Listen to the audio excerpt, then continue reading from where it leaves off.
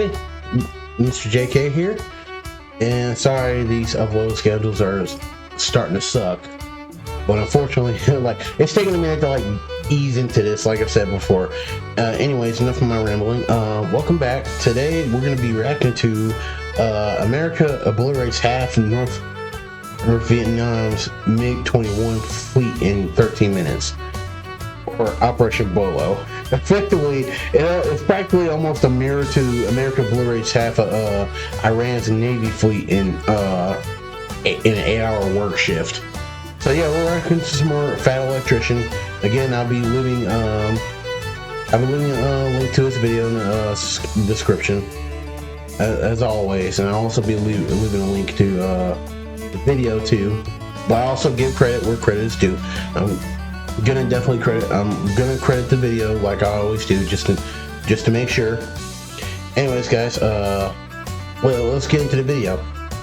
So yeah, so here it is. Here's the video right here. We're gonna be going in. Let's do this. 3, 2, 1, go.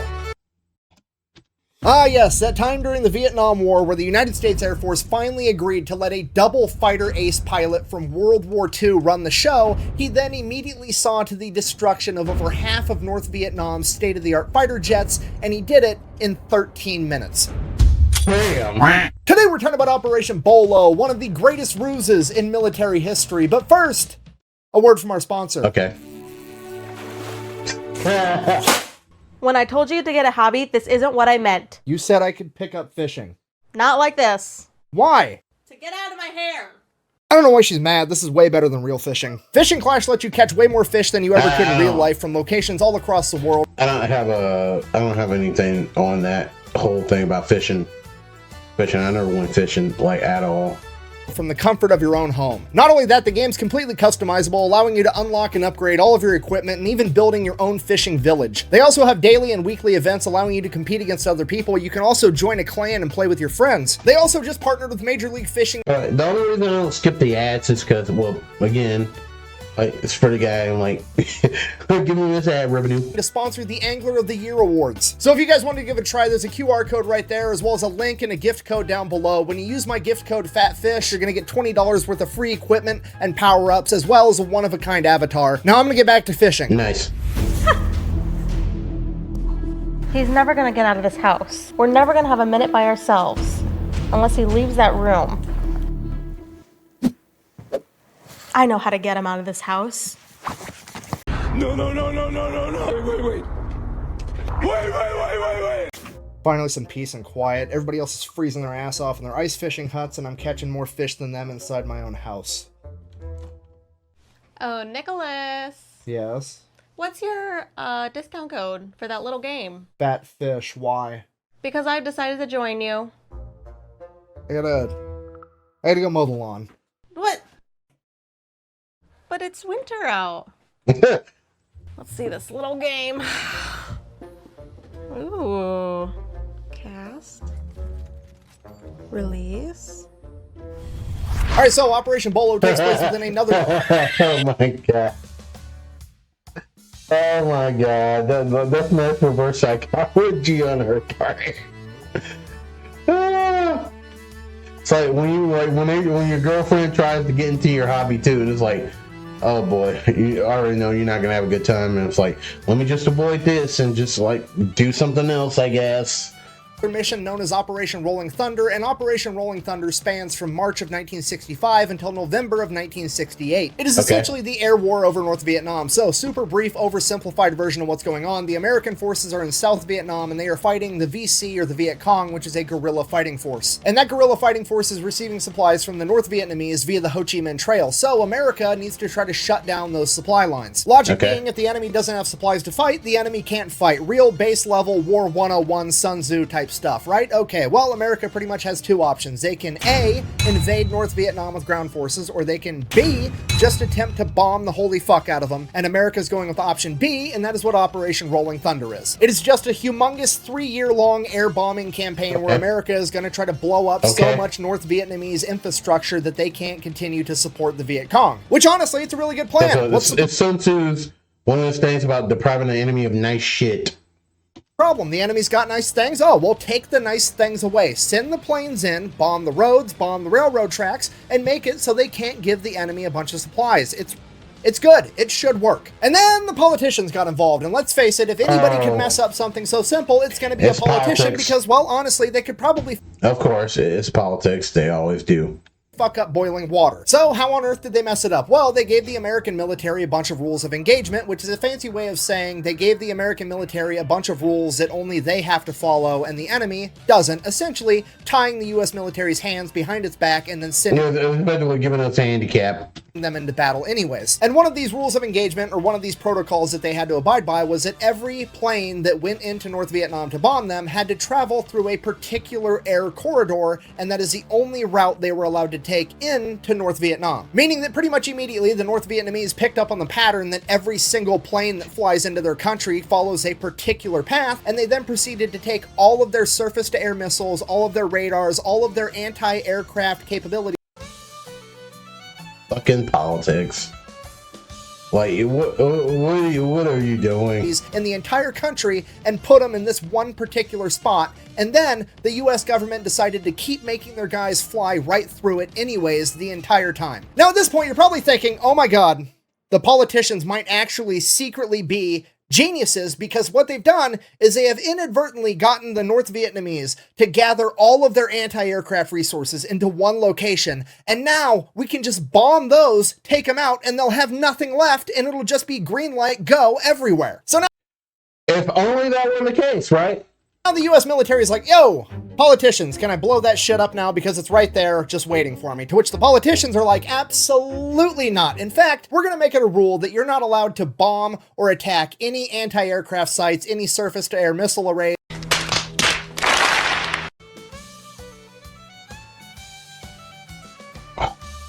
Oh, Is okay. any anti-aircraft Okay. anything, you have to leave it completely unscathed. And our logic behind that is that at those sites, there could potentially be a Chinese or a Soviet advisor that's helping out the North Vietnamese. And if we hurt one of them, it would upset the Soviets or the Chinese. And then that would be bad diplomatically, even though they're blatantly there to help run a proxy war against us. We're going to go ahead and care more about them than we are about our own pilots. So we're going to go ahead and just have you guys keep flying through that same air channel, through all the anti-aircraft everything, because fuck you. That's why. This is bullshit! So that's exactly what happens. Every single time they fly a mission, every Air Force, Navy, and Marine Corps plane has to fly through the same air corridor through a gauntlet of anti-aircraft capability on their way to deliver their payload. And then if that wasn't bad enough, the North Vietnamese got their hands on somewhere between 12 and 16 MiG-21s. And if you don't know, at this point in time, the MiG-21 is the new cutting-edge Soviet fighter jet. It is incredibly fast, it has a very high flight ceiling, and it is very nimble. And using these MiG-21s, they very quickly develop a strategy that amounts to basically guerrilla warfare in the sky, utilizing a hit-and-run tactic. So their strategy is that they are going to go specifically after the F-105 Thunder Chief, aka the Thud. It is the #1 plane that America is using in Operation Rolling Thunder in all of their bombing runs, and when it is weighed down with a bunch of bombs, it is basically a sitting duck for a MiG-21. So what ends up happening is every time a bunch of thuds get sent out on a bombing run, they have to fly through that corridor of anti-aircraft capabilities,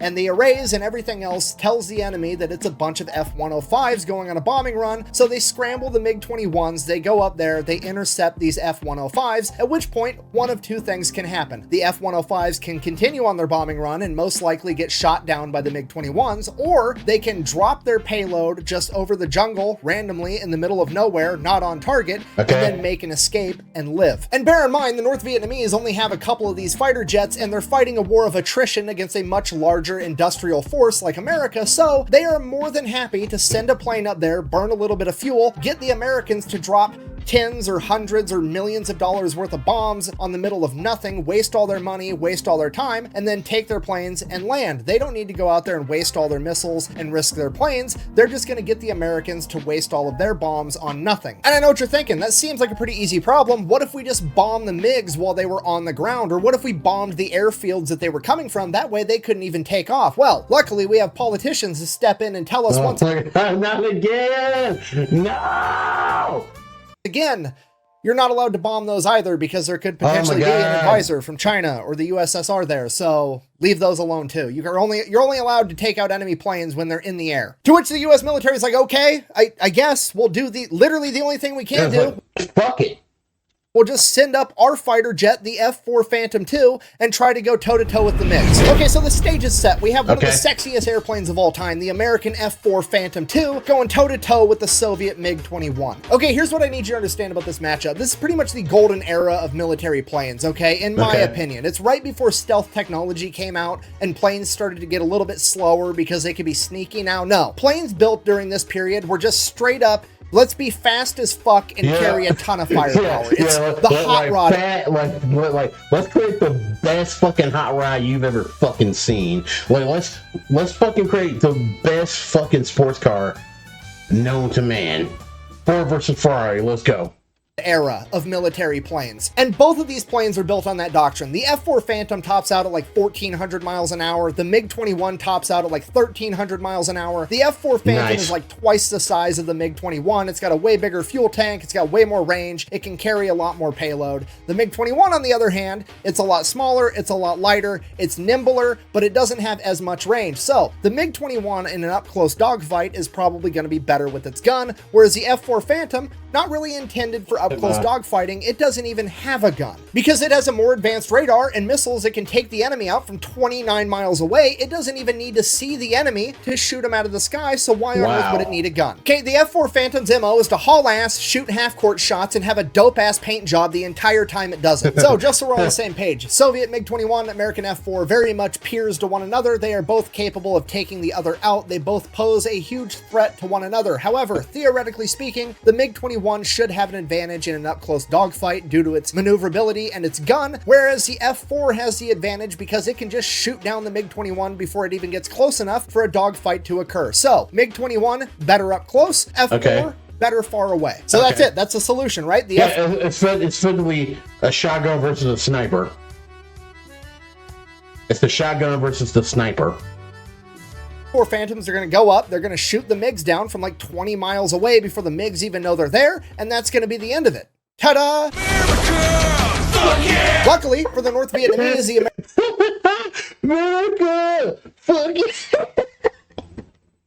American politicians step in yet again with another exciting rule of engagement. Guess what? You're not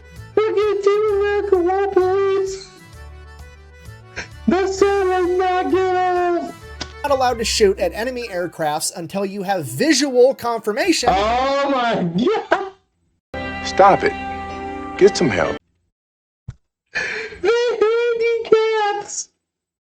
That it is an enemy aircraft. Translation, the American F-4 pilots literally are not allowed to start fighting the MiG-21s until the MiG-21s have the advantage, which is absolutely insane to think.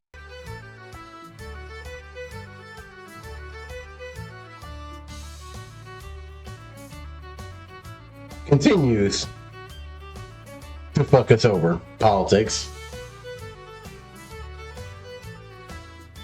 Continues to fuck us over. Think about, like, literally the equivalent of walking up to an infantryman and being like, hey, here's a sniper rifle. Also, you're not allowed to shoot from far away. Shoot people with it. You're only allowed to use the bayonet. And there's no bayonet because we didn't design it with a bayonet lug because it's only designed to shoot people from really far away. Get bent. And just in case that wasn't bad enough, what makes this even worse is the fact that most of the F-4 pilots are only trained on the American F-4, which wasn't really designed for up-close dogfighting with a gun because it doesn't have a gun. So most of them don't really know how to conduct an up-close dogfight because dude, I mean, just stay in your lane, politics. Just stay in your lane. Because they've never been trained to do it, because that's not what their plane is supposed to fucking do. So there's really no good answer, and this goes on for a little while where basically the F-105s go up, the MiG-21s go up, intercept, the F-105s are then forced to drop all their bombs in the middle of nowhere and take off just so they can survive. The MiG-21s then go and land, and that just repeats itself ad nauseum. But then in September of 1966, something happened. I was like, please tell me somebody thought of something. It would change everything because the 8th Fighter Wing out of Udong Thai Royal Air Force Base would get a new commander, and that commander was none other than the legendary fighter pilot, Colonel Robin Olds. And I mean, you can know nothing about this guy, and you already know he's the main character. Louis Millette, the mustache. It is the stash. Like it is the stash of victory. I mean, look at the lip sweater on this man. It's the most magnificent taco fly. Lip sweater. First we got the wound dude, now we got the lip sweater. I've ever seen in my entire life. Okay, let me break this down for you. Anytime you've ever seen a movie with the cool bad boy character that doesn't follow the rules, it's also a fighter pilot, it's based off of this guy, whether you know it or not. Oh, that's fucking awesome if Maverick is based off of this dude. Okay, I want you to understand the gravity of the situation here. This man's mother passed away when he was 4 years old, and he was raised by a single father that was also a full-time Army pilot and a World War I veteran. This guy was essentially bred to be a fighter pilot. He went to West Point where he became an All-American football player at 6'2", 250 pounds. He then went on to become a fighter pilot in World War II. Now, if you shoot down 5 or more enemy planes, you become an ace pilot. It's kind of a really big deal. And Robin Olds was a double ace in World War II. This man literally prestiged in the most extreme air-to-air combat. Yeah, this man prestige, like his prestige is like high in Call of Duty. That dude's prestige has got to be like fucking Major General. Like, it has to be that high. Combat the world has ever seen, and he's about to become a triple ace in Vietnam. And at the age of 44, nonetheless. How's the old saying go? Beware of an old man. And yeah, like the old man's in any type of media, even in real life, they'll fucking kick your ass, especially if they've been in the army or something like that. And they know what they do, they will kick your fucking ass because they have what you lack: experience. A young man's game. Yeah, this is the main character for sure. And like most great main characters, Robin Olds has a lot of very high-ranking people that don't really like him that much, mostly because he's not afraid to ruffle a couple of standard, like that's to be expected. Feathers to get his point across. And most recently, the argument that he's been having with the establishment is the fact that the F-4 Phantom, the main fighter jet for the United States military, should probably have a gun on it. He also has an issue with how these new pilots are being trained because they're not really being trained how to actually dogfight. They're just being trained how to haul ass, intercept a plane, and shoot a missile at it, as opposed to actually getting into a close quarters fight. And the chain of command is I'm getting the feeling this dude's about to put on his big boy, put on his dad pants. Basically telling Robin Olds, like, hey, look, you're old. They don't do it like that anymore. You were fighting in World War II in P-51 Mustangs and P-38 Lightnings. This is not what's going on anymore. These kids are flying F-4 Phantoms that can fly at 1,400 miles an hour. I can already sense the, yeah?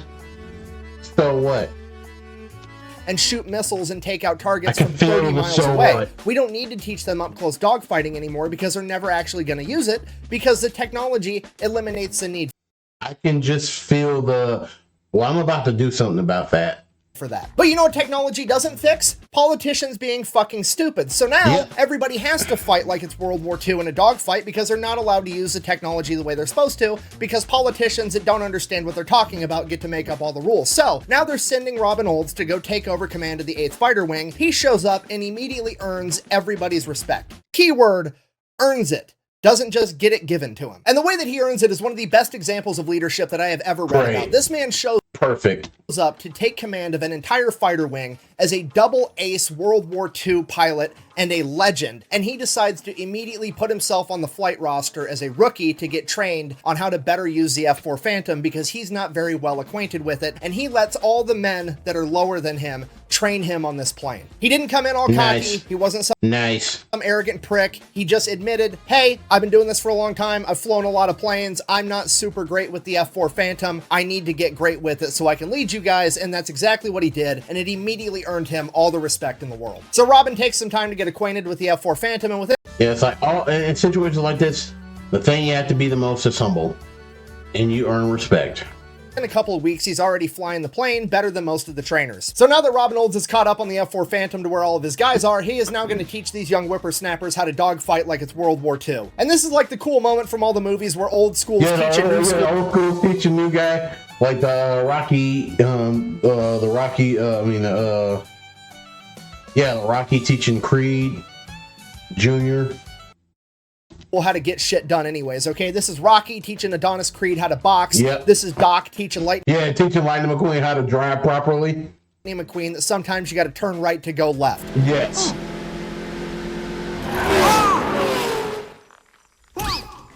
And while all of this is happening, Robin Olds, in another great display of leadership, realizes that there's not enough of him to go around, and he needs backup. He needs another badass World War II era pilot to come over and help him get these guys ready. So Olds calls in a couple of favors, gets one of his longtime friends transferred over to the 8th Fighter Wing to help him run the show, and that friend is none other than the legendary pilot Daniel Chappie James Jr., aka the Black Eagle. Okay, in the late 1930s, early 1940s, this man was a civilian pilot at the Tuskegee Institute that was contracted by the U.S. government to train U.S. pilots how to fly. Okay, if you're not picking up what I'm putting down, I'm trying to tell you this is the man that trained the famous Tuskegee Airmen from World War II before eventually enlisting and becoming one himself in 1943. After enlisting, he became an officer, at which point he was deemed too valuable as a trainer, so that's what he did for the duration of World War II, continued to train an entire generation of fighter pilots, and never actually saw combat himself. Then, in Korea, he would fly over 100 combat missions before working at the Pentagon, where he would end up meeting Robin Olds. After this, he goes on to become the first black man to become a 4-star general in the United States military. This man is also a complete badass, so Uncle Sam is essentially playing Operation Bolo on co-op mode with two main...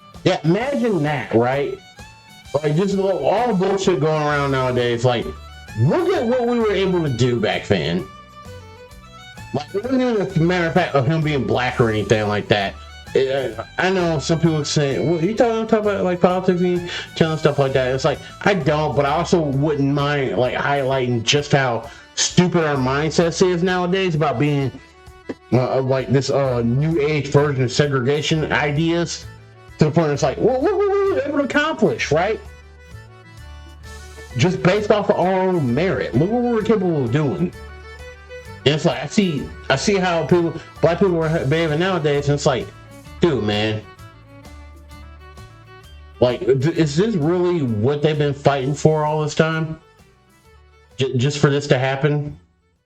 Like, just for us to be as I wouldn't say schizophrenic, just closed-minded as we are nowadays. Like our whole point was to showcase that we can hang with the big boys. Like, we can we should be judged by the strength of our characters and not by the color of our skin. And like, this is a good example of that. Characters on the field. So Chappie shows up to the 8th Fighter Wing, is reunited with his old friend Robin Olds. They become this extremely effective chain of command, and they are absolutely loved by all of their subordinates. Because of that, this leadership duo is given a nickname that is originally intended as a term of endearment, although by today's standards is probably not very politically correct, and that nickname was Black Man and Robin. Now all this happens in like...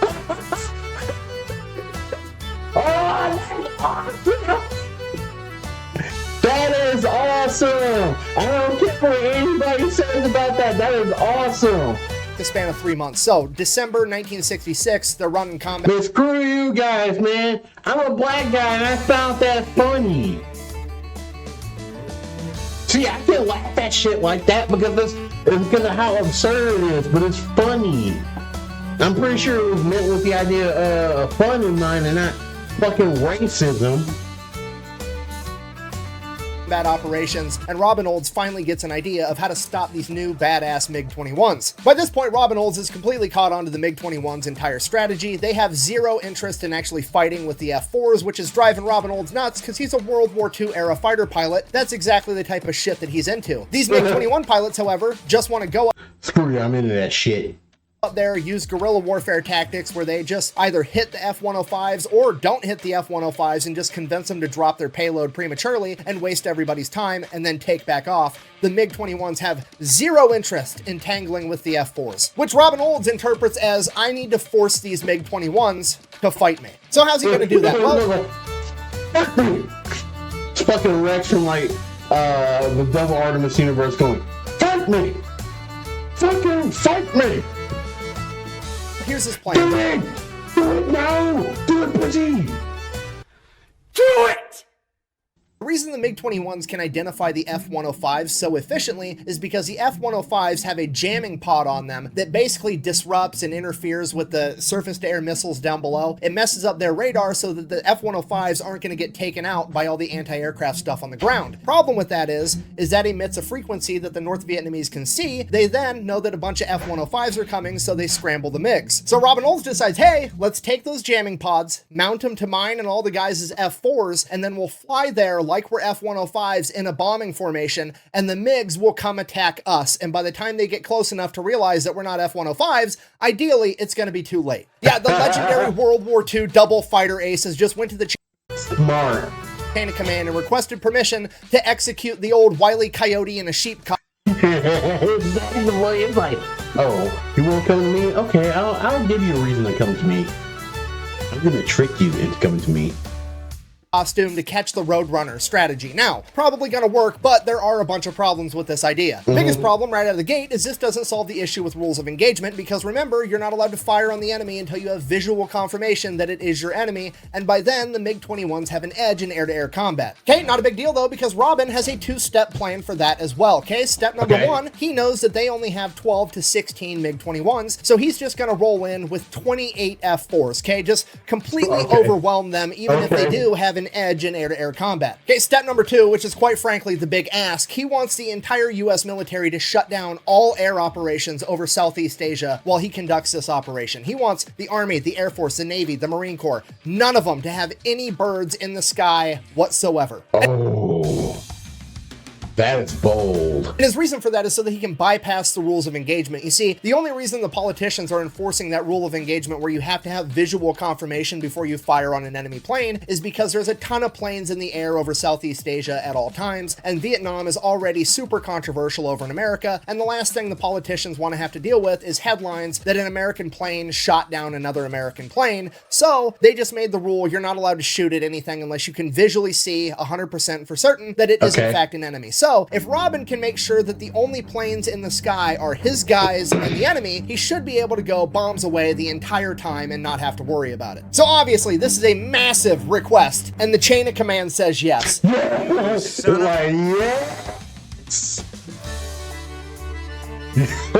Yes! Bitch. Okay, so now the last thing we got to figure out, how do we make sure that these MiG-21s don't slip away? Because they're so nimble and they're so fast, they could pull a tight maneuver and be back at base before we're going to be able to catch them. So how are we going to prevent that? As soon as the MiG-21s take off and get in the air, they're going to send half of the F-4s to haul ass past the entire future battlefield, and they're just going to do hot laps around the enemy airfield, making it so the enemy can't go to land without fighting through those F-4s first, which effectively is going to give the pilots of the MiG-21s two options. They can stand and fight the F-4s, retreat, and fight the other F-4s, or they can retreat, have nowhere to land, and eventually run out of gas. Basically, you have no options. You have no options.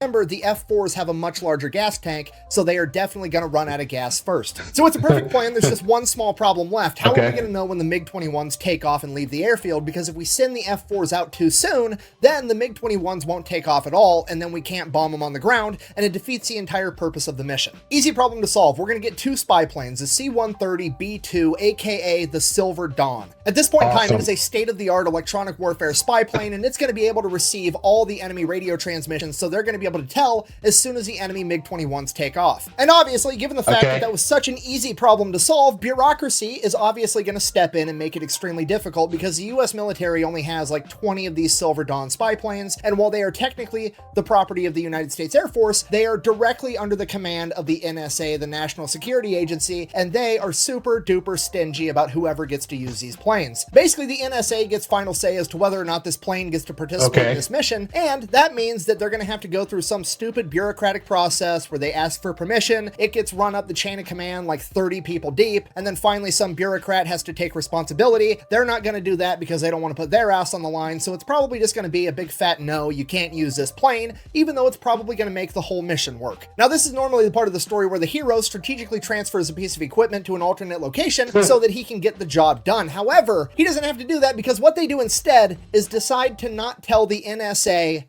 anything. But what Mama don't know won't hurt her. And when I say they're not going to tell the NSA anything, I mean they are somehow going to keep it a secret from the NSA, the whole part of the story where the Navy, the Marine Corps, the Air Force, and the Army ground every single bird that's not on this mission. They're going to somehow keep that a secret from the fucking spy agency so that they go ahead and send up their 2 Silver Dawns doing hot laps around the Gulf of Tonkin that they have going around every single day. So that those 2 planes are in the air participating on this mission, whether the NSA knows it or not. And then as soon as the mission kicks off, they're going to radio over to them and just have them tell them whether or not the MiG-21s took off. It's both genius and hilarious because now, even if the NSA does find out after the fact and get all pissed off, all the Air Force chain of command has to do is be like, oh, you guys didn't get that memo? We sent it. At which point they're basically going to be forced to just drop the issue because none of them are going to want to take responsibility for not passing along the memo that never actually got sent. So that's it. This mission gets approved. Operation Bolo is gonna happen. So they hurry up. They get all the jamming pods off of F-105s. They mount them on the F-4s. And while that's going on, they schedule it with the entire U.S. military, all 4 branches, that nobody is to have planes in the air on January 2nd, 1967, except for the NSA, of course. Somebody forgot to tell them. So January 2nd rolls around. The Silver Dawn spy planes are already in the air. The F-4s are on the airstrip with the jamming pods mounted and they're ready to go. And it's fucking cloudy and overcast out, which is not good for this entire mission. But also, fuck it. There's nothing they can do. They have to run this mission right now. They shut down the sky. It's like, all right, fucking nature, game on. Is over all of Southeast Asia to get this shit done. It has to happen right now or it's never gonna happen. But I mean, hey, it should all work out. I mean, even inside of the art of war, Sun Tzu once said, and I quote, "You can plan a pretty picnic, but you can't predict the weather." Wait a minute. How did the lyrics to Miss Jackson get inside of my Sun Tzu book? I guess I was Andre 3000. I apologize. A trillion times. Anyways, point stands. The mission goes. So the F-4s get put up in the air and there's 7 flights of F-4s. Each flight is 4 F-4s for a total of 28 and they are all named after cars. Flight 1 is named Olds, being led by Robin Olds. Flight 2 is Ford, led by Chappie, and Flight 3 is Rambler, being led by Captain John Stone. And everything they do follows exactly what the F-105s would normally do. They're taking the same route at the same elevation, using the same radio frequencies. They're even using bomber call signs in case somehow their radio transmissions get intercepted, and they're emitting the same jamming frequencies as well, using those pods. So sure enough, the MiGs show up, and wouldn't you know it, the first guy to see one is none other. They took the bait. Other than Robin Olds. He immediately splits his flight into 2 groups of 2, and Olds and his wingman take off after this MiG. Olds fires 2 radar-guided missiles, and they both end up losing their lock, and he misses entirely. He then closes the distance more so he can fire a heat-seeking missile, and it's a dud. And then the MiG that he's chasing goes into the clouds, and he loses them entirely, and as soon as he loses sight of that MiG, another MiG is screaming past him, going the opposite direction, so close that Olds can't just make a normal turn. Without batting an eye, Olds immediately hits a vector roll, which is a technique right out of the World War II dogfighting handbook. Nice. It's essentially you nose up and you do a backflip corkscrew maneuver and end up behind your enemy. And as he's mid-vector roll upside down pulling G's, he gets a radio transmission from Captain Johnson of Rambler Group saying, "Hey, I just got into the battlefield. Where are you? I heard that you're engaging an enemy." Olds finishes the vector roll, gets behind this MiG, radios back to Stone, finds your own, and then fires a missile and blows up the first MiG-21. At this point, the rest Legend. Yep.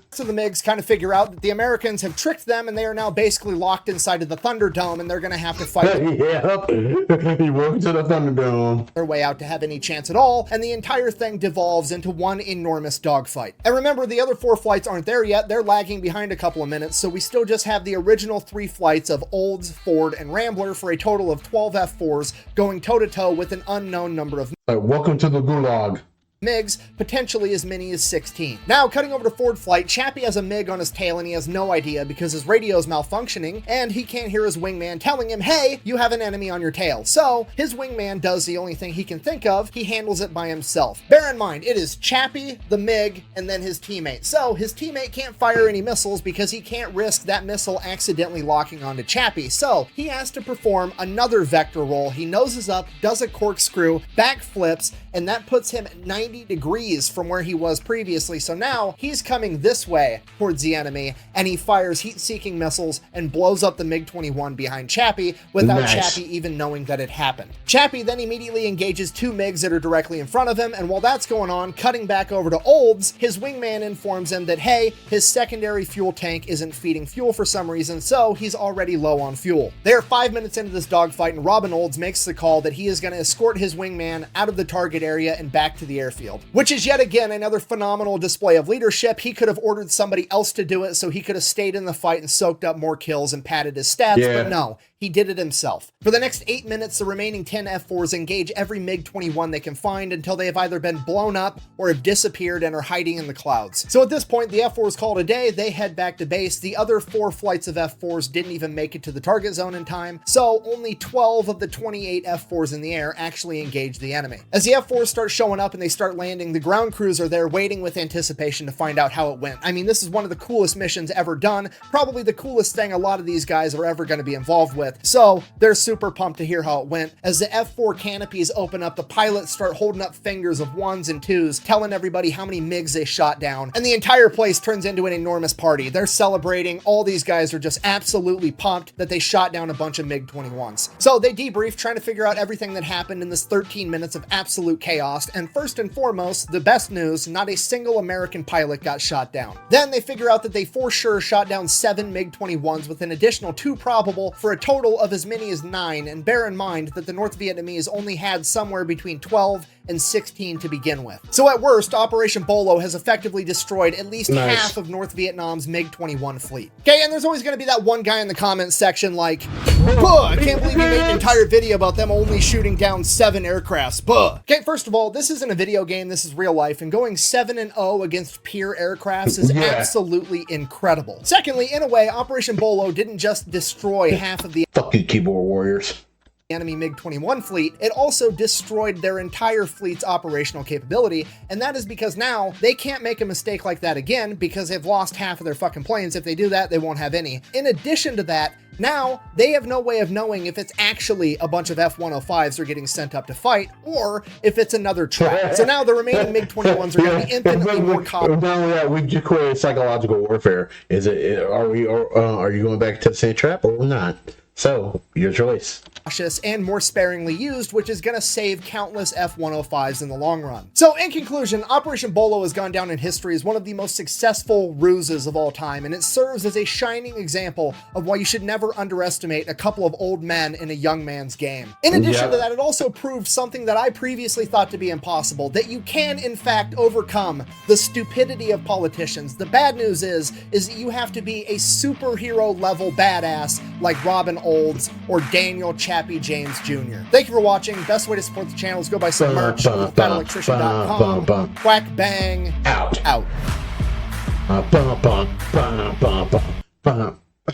You look pretty hot. Oh, that's going on a blooper reel. Ask her, where are you? The response was, go find your own. I thought that was pretty selfish of him at the time, but there's plenty left. Deliberately planned fighter sweep went just as we'd hoped. The MiGs came up, the MiGs were aggressive, we tangled, they lost. Nice. Oh my god. Yeah. Nice. Okay. Yeah. So that's gonna be it for the video today. Thank you all for joining me today, and I'll see you all tomorrow. Goodbye.